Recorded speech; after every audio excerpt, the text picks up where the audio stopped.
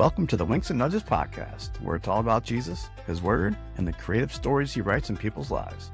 I am your host, Jason Alexander, and I thank you for tuning in. Sit back, relax, and listen to be uplifted and encouraged. How might God be winking at or nudging you today? I'd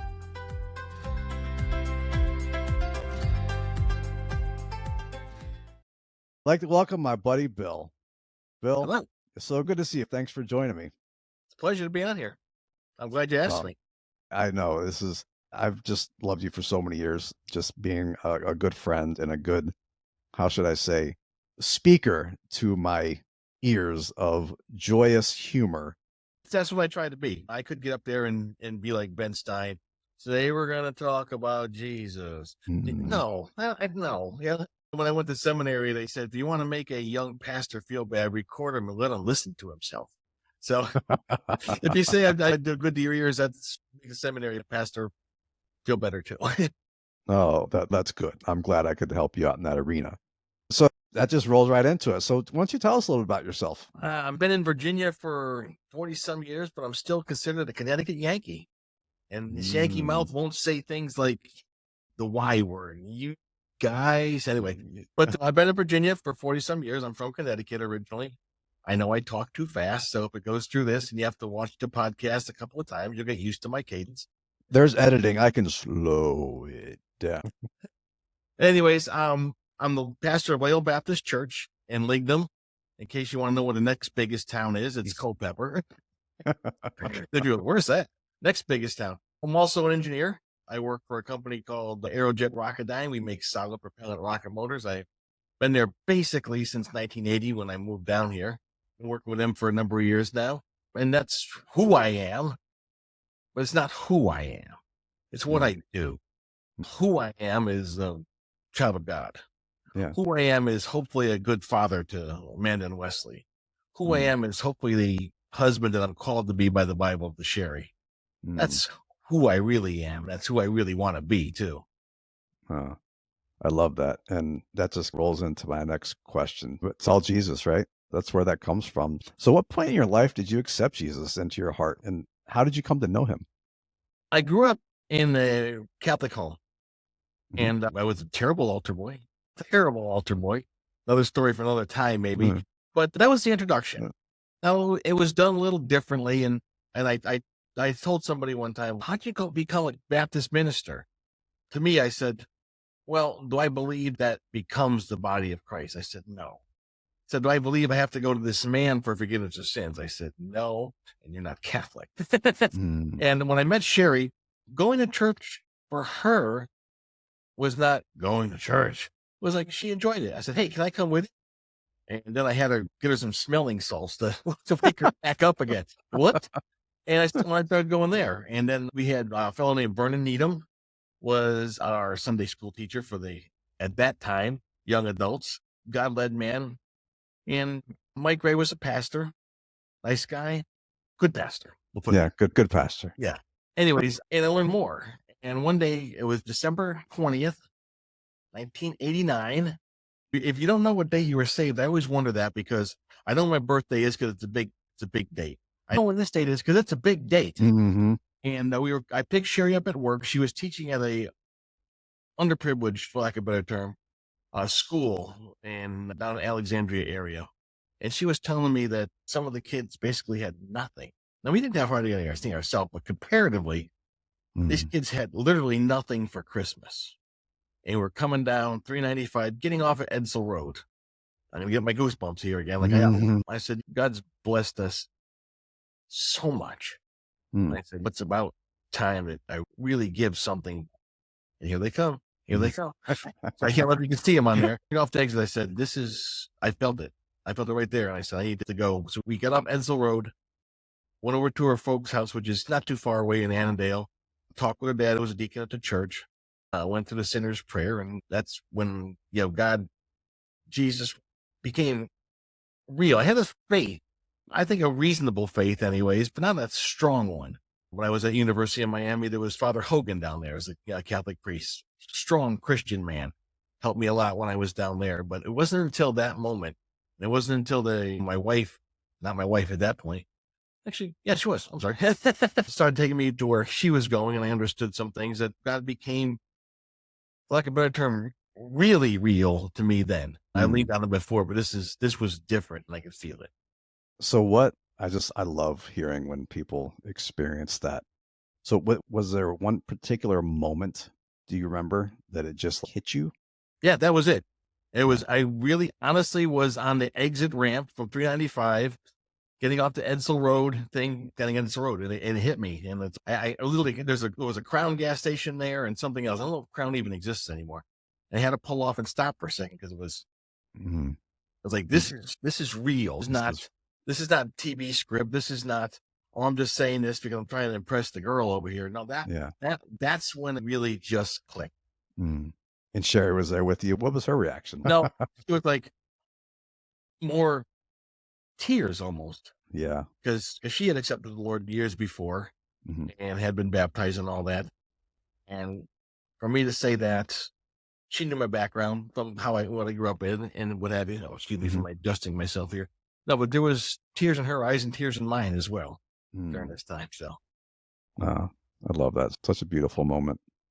So when I asked you, just being candid here, when I sent you the questionnaire to fill out to have our discussion tonight, I asked you this question. When I asked you how Jesus has impacted your life since, you said it was too long of an answer. it is. I can give you the cliff notes if you like. Yeah. But no, he's a constant presence in my life every day. And every day I wake up and every day I say thanks and every day I do something. But he's a constant presence in my life.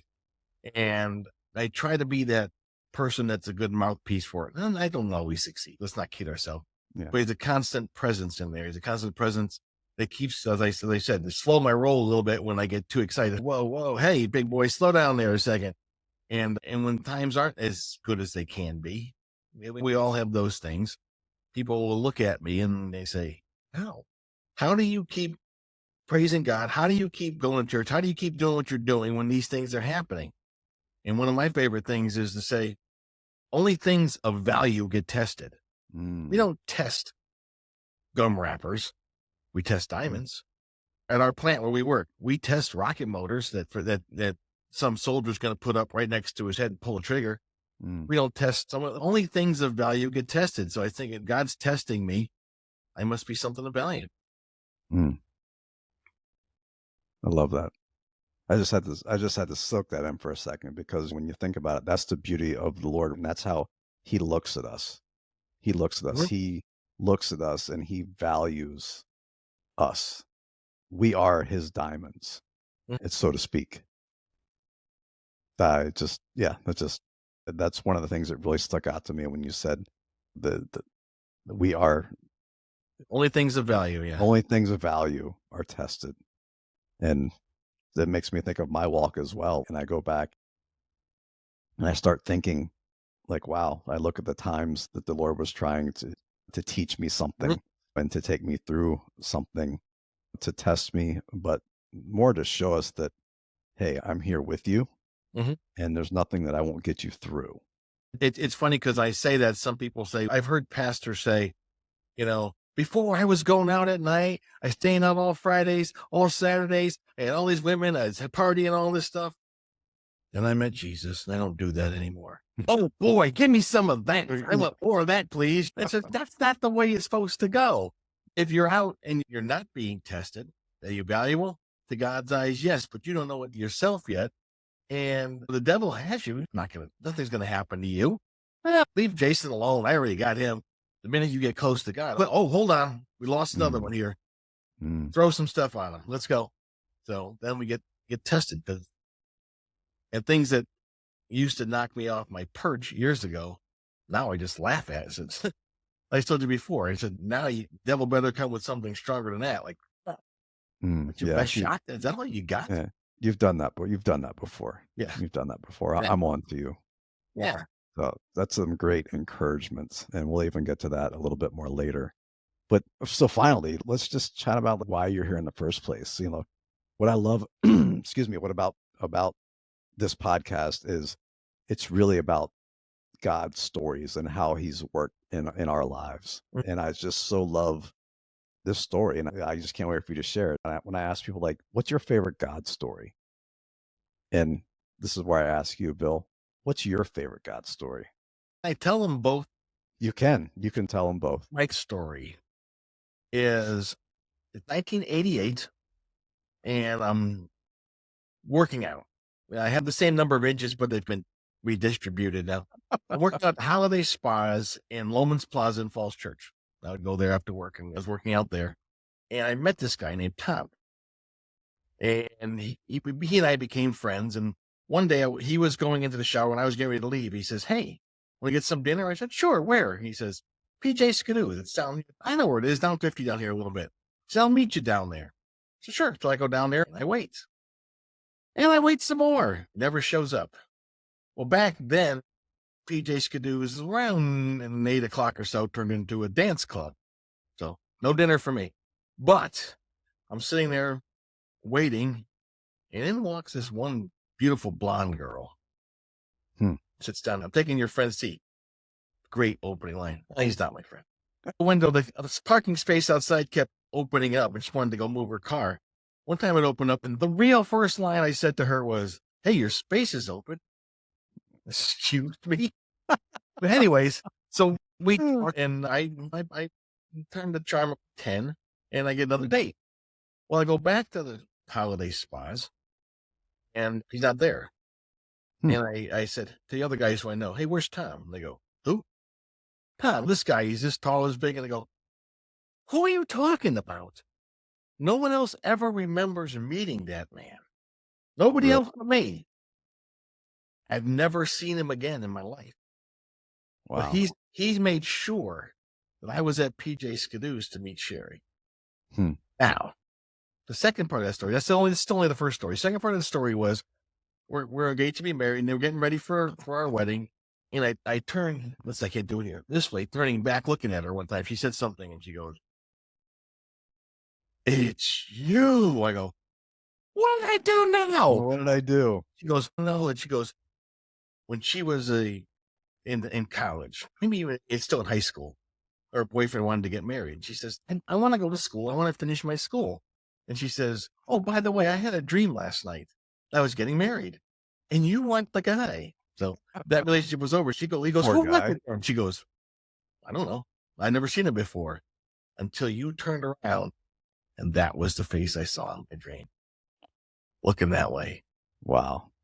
So Wow. that's one of my favorite ones. Now, having been a pastor now for 22 years, one of the things I like about it, first of all, it's by far the hardest job you ever have. Yeah. It's not even close. But one of the things that I went to school for, I'm a doctorate of ministry. People come to you when they're hurting, and they don't care about Catholicism in the first century church. And that doesn't help me. I don't want that. I want to know how to help somebody. And this past Monday, I had to do a funeral for a friend of mine's mom. And you go through the general stuff and all this. Then I break off for a second. I have a tie tack on, and I said, like this, "Does anybody know what this is?" And I say, "In case you can't see it, it's a pearl. Does anybody know how a pearl is made?" So when an oyster gets a cut or irritation, sand or something inside of it, it secretes something and hardens and becomes a pearl to protect it. So a pearl is actually a sign of a healed wound. So is it any wonder that when we go through heaven, we go through the what? The pearly gates. The pearly gates. Healed wounds, no more pain. Being able to give people solace is just great to me. And that you can make somebody feel better in the worst possible time. Then they usually look over, and it can be an urn or a casket. And I said, I have 5 older sisters. Okay. And they're in their mid 70s to, later 60s. And back in their day, and now bygone day, they had something that they would call a hope chest. And they would put their most valuable things in there as they were growing up, and the most valuable things were put in there in the hope chest. And when you got married, you presented that as like a dowry type thing where you had put their most valuable things in there. As Christians, we're called the bride of Christ. So I don't see that as a hope chest or an urn. as a casket, excuse me, or urn, I see it as the hope chest. Our most valuable things in it, and we present them to the Lord. Wow. I had one funeral director saying, I'd done this for 35 years and never heard either one of those. The thing that I don't like at funerals is when pastors say, people's hearts are open. Now's the time to be tough and strong and hit them with it. I said, they're not listening to you. They are not listening to you. A friend of mine's daughter was murdered by her husband. And not that I'm so great, but the pastor that was there was doing that, just hooting and hollering. And I came back and I gave my word picture. And he said, that's the only thing I heard the whole time there. I usually tell them, and I tell people, I will never tell you sorry about your loss. Because when you know exactly where something is, it's not lost. It's not lost. So being able to give people comfort, even a little bit during that time, haven't done this for a while, and you hear different things and different things play into it.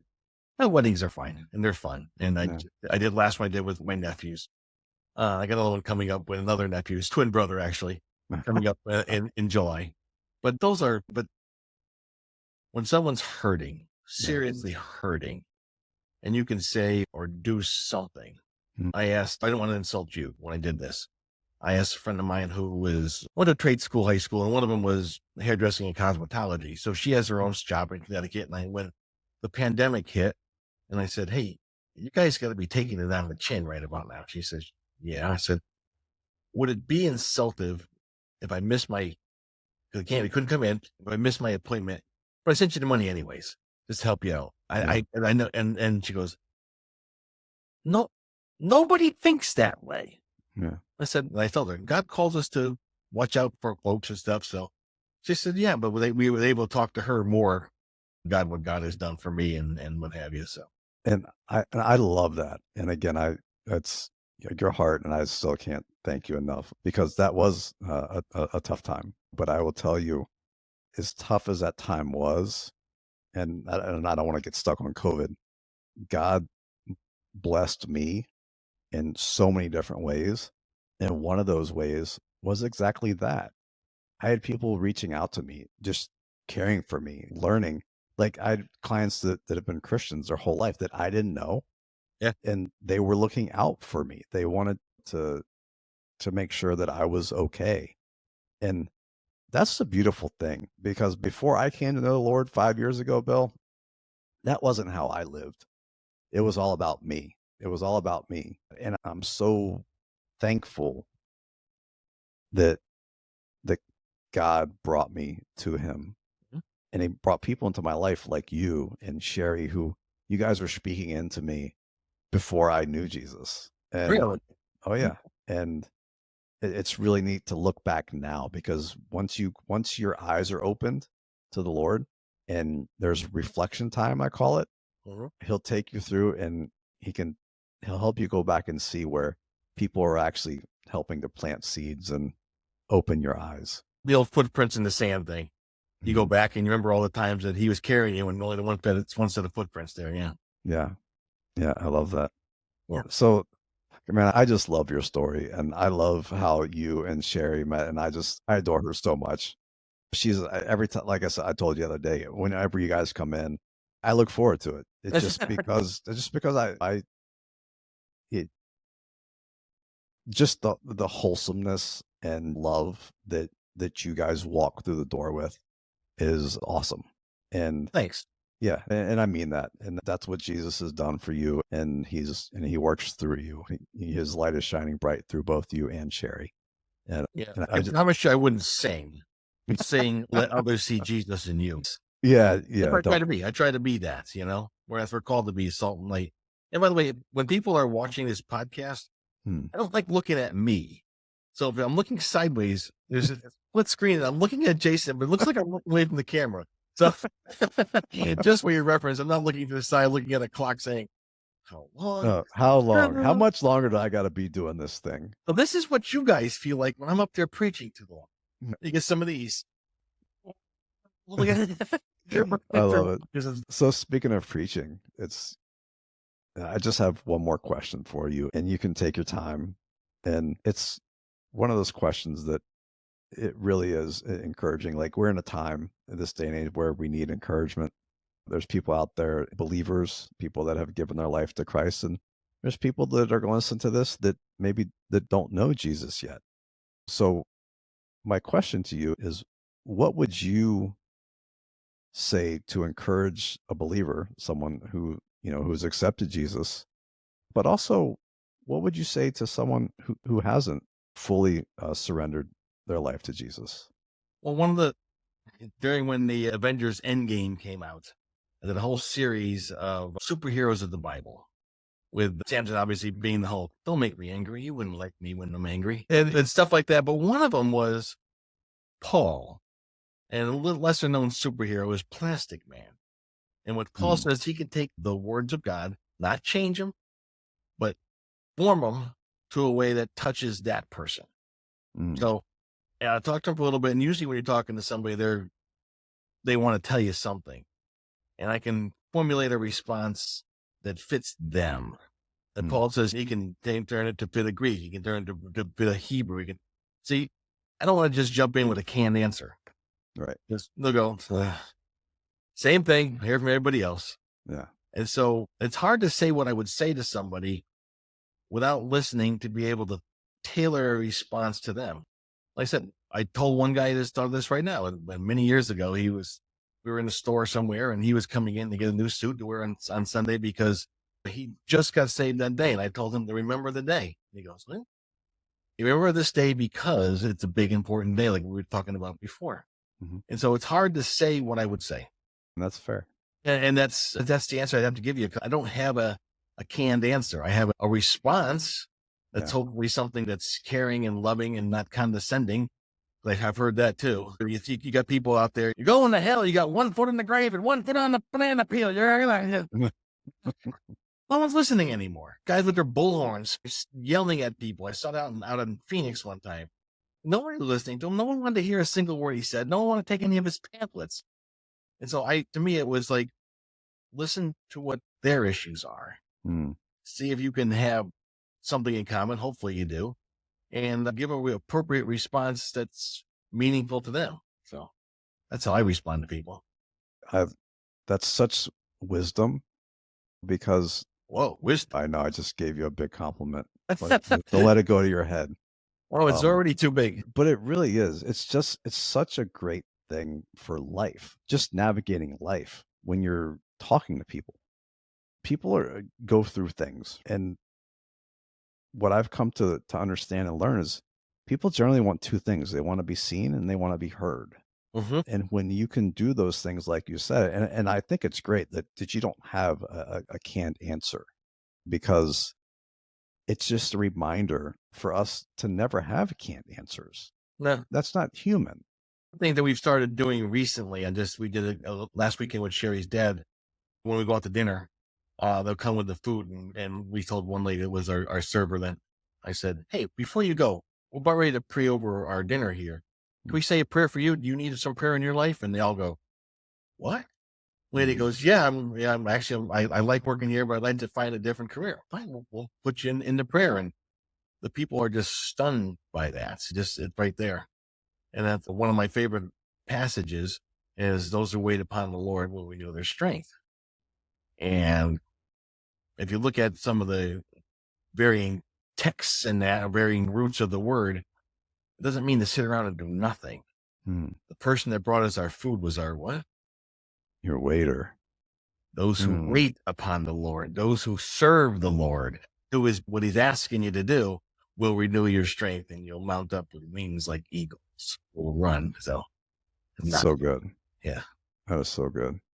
That's how I read that. That is just awesome. Thank you, Bill. Again, just thank you for joining me this evening. I pray that you continue to be that light, that you are, to those that come in contact with you. Thank you again for tuning in today. I pray that you see God in everyone that you meet, but more importantly, that they see him in you. Who do you need to share this with? Peace and blessings to you, my friends. Until next time.